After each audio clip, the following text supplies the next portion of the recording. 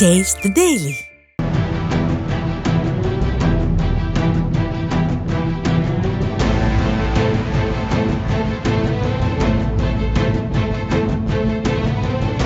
பிரபல யூடியூபரான TTF புதிய வழக்குகளில் சிக்குவது வாடிக்கையாகிவிட்டது.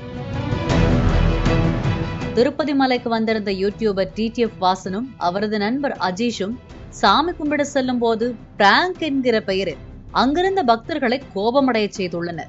வரிசையில் நின்ற பக்தர்களிடம் கதவை திறந்து விடுவது போல சென்று பின் ஓடிவிட்டு பக்தர்களை ஏமாற்றி வீடியோ எடுத்துள்ளனர்.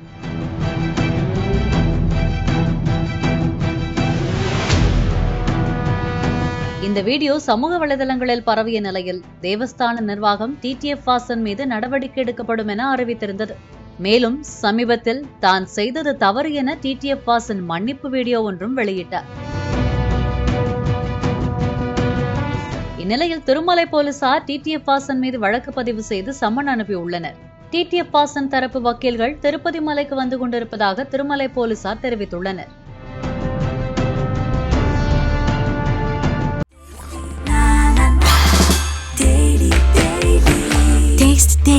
Taste the Daily.